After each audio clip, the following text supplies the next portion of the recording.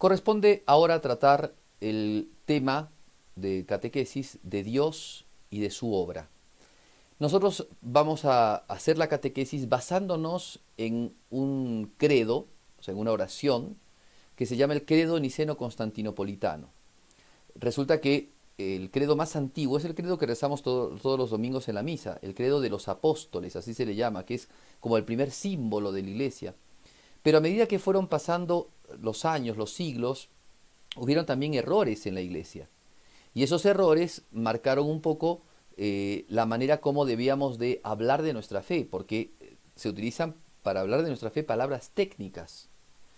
Y estas palabras técnicas nos ayudan a entender mejor la fe cristiana. Entonces, el credo niceno-constantinopolitano está basado en dos concilios muy importantes de la iglesia. El primer concilio ecuménico, que es el concilio de Nicea, y el segundo, y después el concilio de Constantinopla. Hay otros concilios más, pero en estos dos concilios se consolida esta no solamente oración, sino este símbolo de nuestra fe. Es decir, es como una oración que resume todo lo que es nuestra fe, la fe católica. Entonces, bueno, en este credo, el primer artículo del credo reza lo que nosotros de manera parecida rezamos en el credo de los apóstoles. Creo en un solo Dios, Padre Todopoderoso, Creador del cielo y de la tierra. Eso vamos a considerar el día de hoy.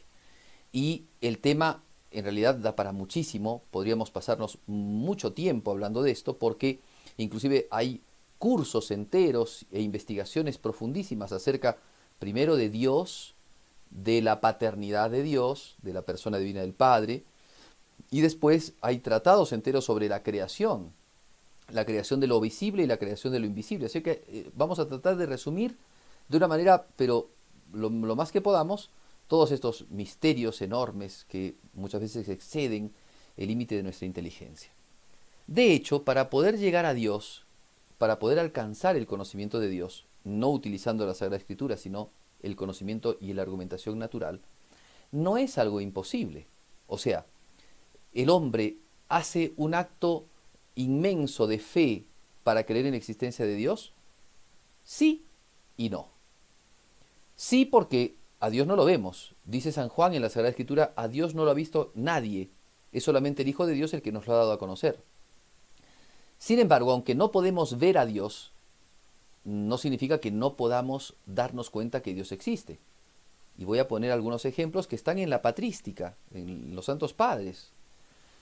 Por ejemplo, decía, si mal no estoy, San Justino, que es de los primeros padres de la Iglesia, siglo II. Decía San Justino hablando de Dios, el primer filósofo católico.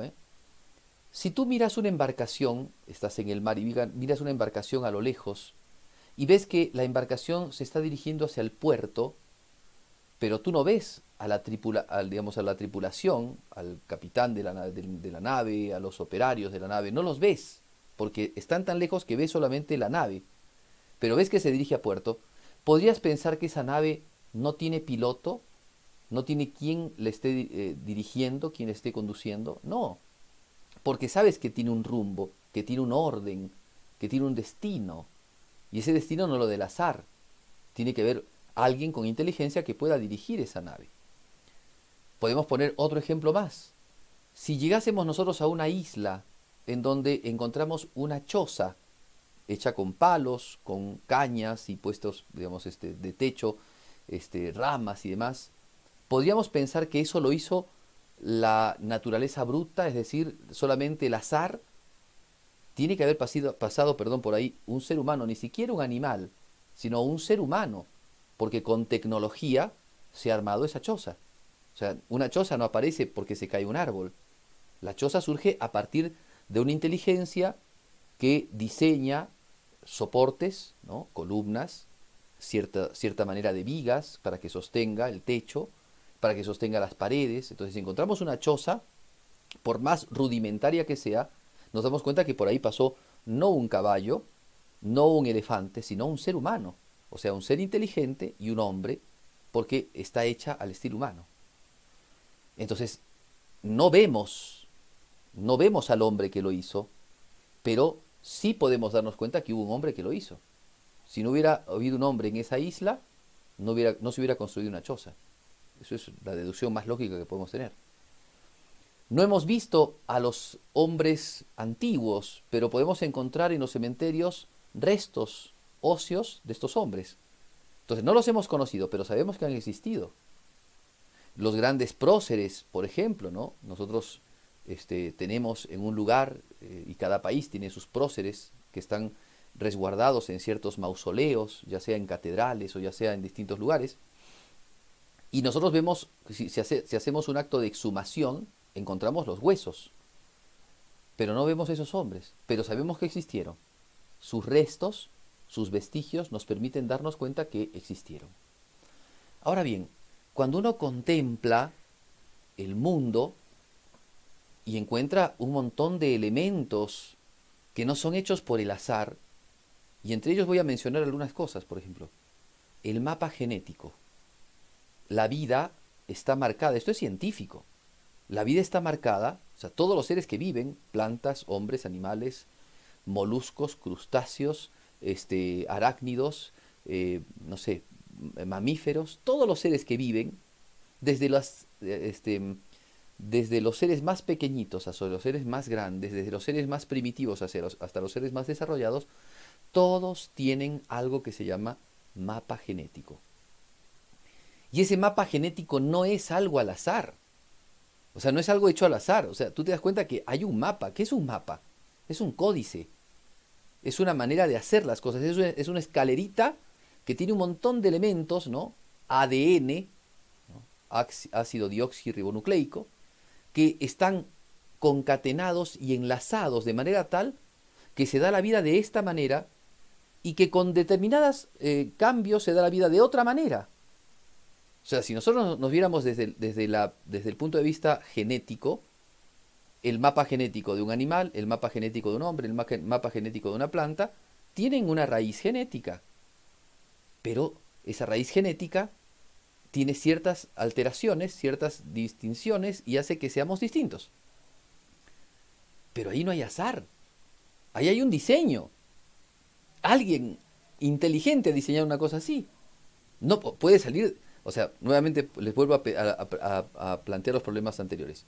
Si vemos que un ómnibus se dirige hacia el terrapuerto, hacia el terminal terrestre, ¿podemos decir que está guiado por el azar?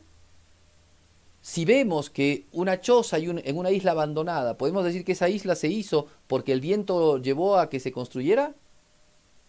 Pues de la misma manera, si nosotros vemos un mapa genético, aunque no hayamos visto quién lo ha hecho, nos damos cuenta que es algo inteligente. Pero más, eso en el ser humano. Si viéramos nosotros junto al mapa genético la cantidad de elementos biológicos que tiene el hombre, los órganos, las distintas células, por ejemplo, que no son las mismas las células de corazón que las células de riñón, todas producidas desde una primera célula, desde la célula del concebido.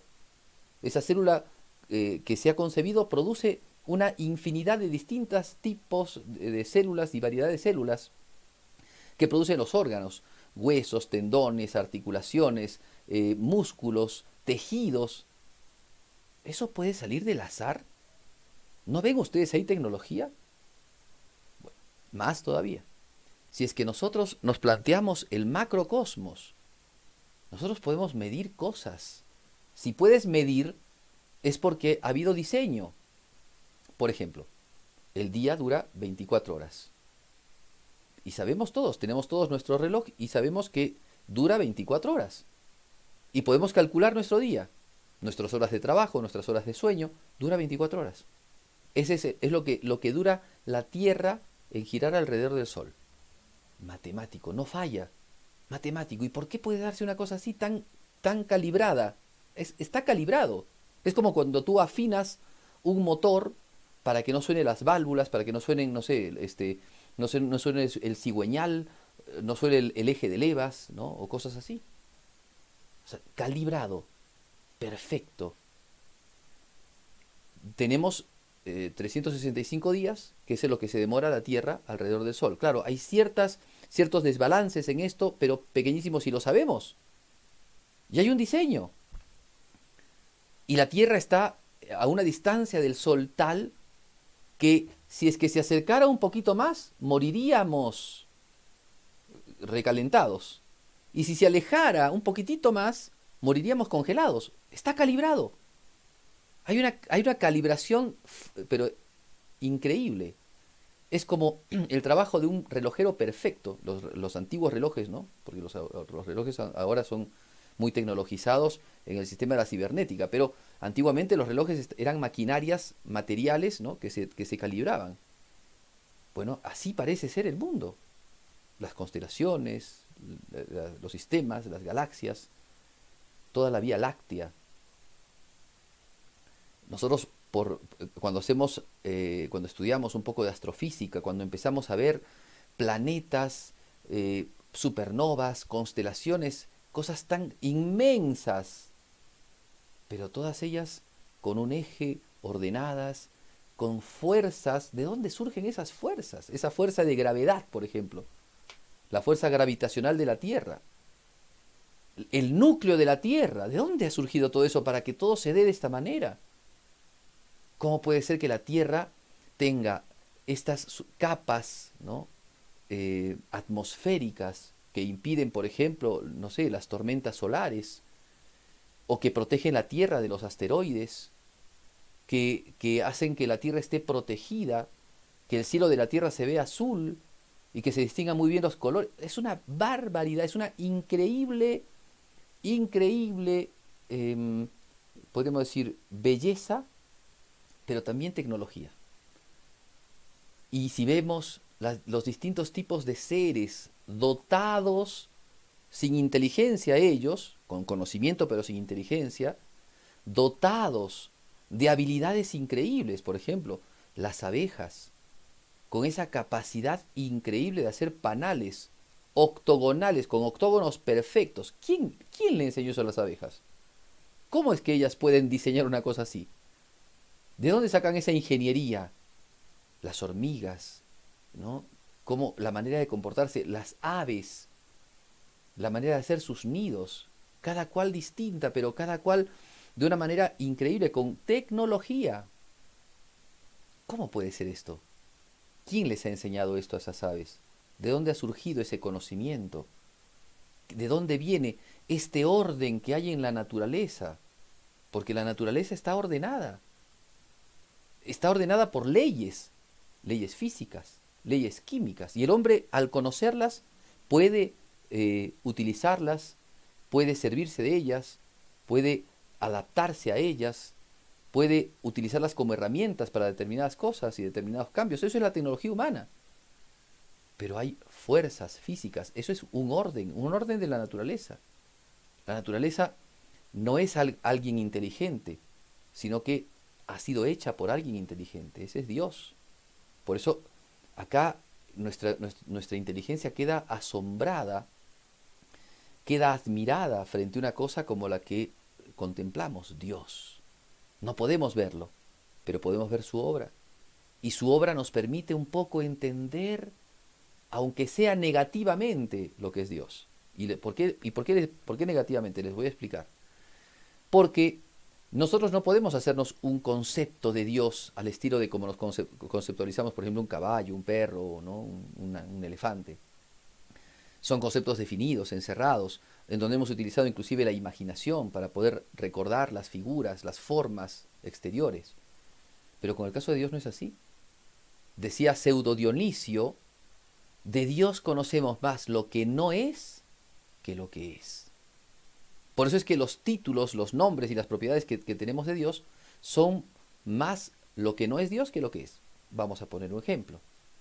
Decimos, Dios es infinito. Por eso es que aquellos que dicen los católicos y los filósofos cristianos han encerrado a Dios en una suerte de conceptos y han encasillado a Dios en su inteligencia. Entonces ese ya no es Dios. Mentira. La concepción cristiana de Dios, filosófica cristiana de Dios, es una concepción bastante, bastante interesante, porque en vez de encerrar a Dios, abre de manera mucho más grande lo que es Dios. Porque de nosotros decimos, por ejemplo, que Dios es infinito. ¿Qué significa infinito? Que no tiene fin. Entonces, ¿se dan cuenta que Dios sabemos más lo que no es que lo que es? Decimos, por ejemplo, que Dios es, por ejemplo, eterno. ¿Qué significa eterno? que no tiene tiempo, o sea, que excede el tiempo. El tiempo no está ligándolo, no está limitándolo, está por encima del tiempo. O sea, eso que nos habla de trascendencia, está más allá. Decimos que Dios, por ejemplo, Dios es, por ejemplo, todopoderoso.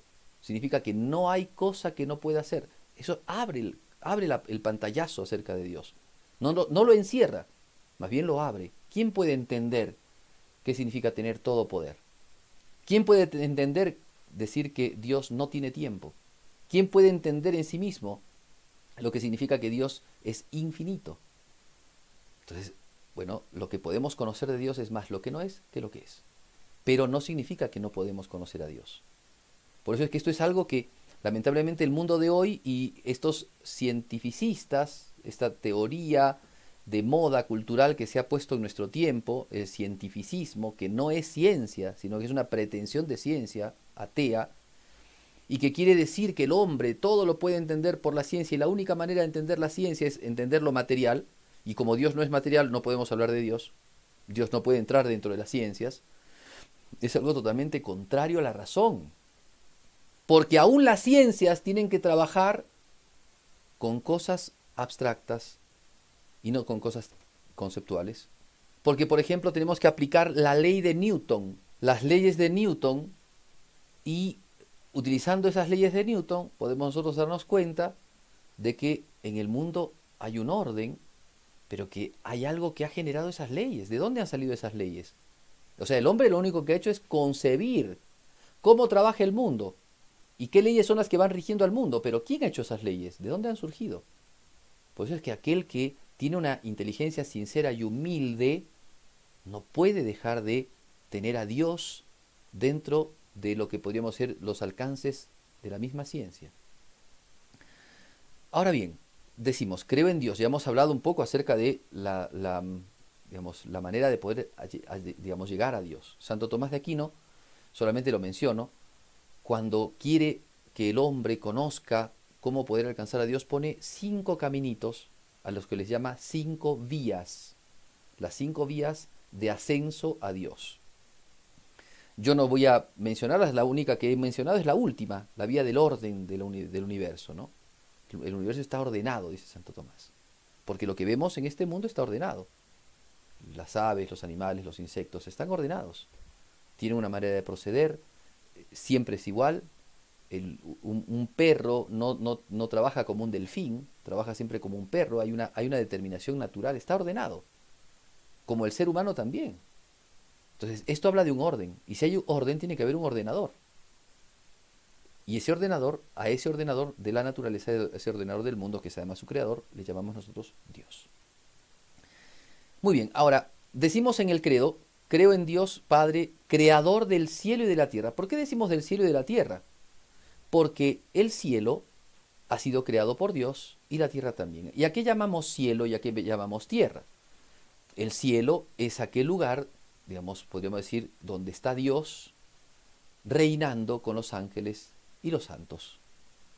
Ese lugar, evidentemente, es todo, porque entendiéndolo de manera concreta, Dios no ocupa lugar, Dios está en todas las cosas, por esencia, presencia y potencia, dice Santo Tomás. Es decir, está en todo lugar porque todo lo contiene. Está en todo lugar porque le ha dado el ser a todas las cosas, y mientras las cosas tengan ser dependen de Dios. Y está en todo lugar porque gobierna todas las cosas. Esencia, presencia y potencia. Entonces, en cuanto a eso está, pero el cielo corresponde más bien a aquel ambiente en donde los que han alcanzado la vida eterna gozan plenamente de la visión beatífica, gozan de Dios. Ese es el cielo. Dios ha creado el cielo como lugar eterno para que aquellas almas y los ángeles, ¿no?, que alcanzaron con mérito, ¿no?, el mérito viene del mismo Jesucristo y de la gracia de Dios, alcanzaron la vida eterna, puedan gozar de Dios. Ese es el cielo. Y también está la tierra. Y por tierra se entiende no solamente la tierra, este mundo, sino se entiende todo el cosmos. O sea, lo invisible y lo invisible. Por eso es que, para aclarar todo, el credo niceno-constantinopolitano dice: creo en un solo Dios, creador de todas las cosas, creador del cielo y de la tierra, de todo lo visible y lo invisible. Muy bien. Dios es entonces el creador de todo. Y Dios ha creado todo de manera directa. No es que ha necesitado de otras cosas para crear. Si bien Dios usa de causas segundas para hacer determinadas cosas, la creación, toda la creación, ha surgido de mano de Dios. Todo en cuanto es, depende de Dios, porque Dios es el ser. Y todas las cosas dependen de Dios. Todo lo que tiene ser, ha recibido el ser de Dios. Y no podría tener el ser, porque el único que puede dar ese ser es Dios. Porque Dios es causa del ser. El único que es causa del ser. Nosotros podemos modificar, cambiar cosas, pintar algo, transformar una cosa, pero no podemos dar el ser. El ser es algo que viene solamente de Dios. Nosotros no producimos el ser. Y ahora, ¿qué es crear? Crear es sacar algo de donde no había nada. El único que puede hacerlo es Dios. Nosotros podemos construir una casa a partir de ladrillo, cemento, fierro, piedras, etc. Pero nosotros no podemos crear el ladrillo, ni crear las piedras, ni crear el cemento. Podemos sencillamente transformar las cosas. Podemos transformar, no sé, la, la greda, ¿no? Podemos coser, ¿no? El barro y transformarlo en ladrillo, pero tenemos que tener una materia prima. Siempre tiene que haber algo subsistente como para que nosotros transformemos y podamos hacer algo. Eso no es crear, eso es transformar. Nosotros no somos creadores, podemos ser creativos, pero no creadores. El único creador es Dios. Entonces Dios es el creador. Ahora bien, dice la Sagrada Escritura, ¿no? en el Salmo 13:1, dice el necio en su corazón, Dios no existe o no hay Dios.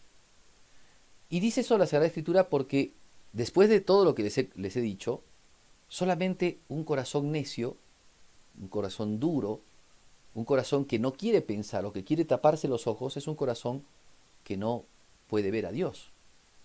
Y sin embargo, lamentablemente, el mundo de hoy, que está un poco llevado, empujado por ideologías como el ateísmo, el materialismo, el existencialismo, eh, como decía el Papa Benedicto XVI, la dictadura del relativismo y de una especie de escepticismo en el que el hombre quiere negarse a Dios. Solamente un corazón, cuando se ha tapado los ojos, cuando ha tapado la posibilidad de conocer el mundo, ¿no? Desde su trascendencia, desde allí un hombre podría negar a Dios. Pero Dios siempre está. Entonces aquel que lo quiera buscar con humildad, aquel que lo quiera buscar con sencillez, lo puede encontrar. Desde lo más sencillo hasta lo más elaborado. Desde la manera más simple, que es la observación del mundo, hasta la manera más compleja tal vez, que es mediante ciertas cosas que la ciencia nos propone. Entonces bien, ya tenemos aquí una concepción clara de lo que es Dios y cómo Dios va obrando. Dios es el creador. Entonces nos vamos a servir ahora del libro del Génesis, primer capítulo del Génesis, para poder mirar la creación de Dios. ¿Ya? Dios, dice la Sagrada Escritura, ha creado las cosas. Ahora, uno podría decir, bueno, pero en esto hay muchas teorías y el Génesis será verdadero, será solamente poesía, ¿cómo es este asunto? ¿Será histórico, no será histórico? Miren, en este sentido, nosotros debemos de creer lo que nos dice la Sagrada Escritura. Nosotros cristianos, ¿cierto? Sabemos que la Sagrada Escritura es palabra de Dios y que hay que entender todo lo que nos dice la Sagrada Escritura de manera literal, a menos que no se pueda entenderlo así.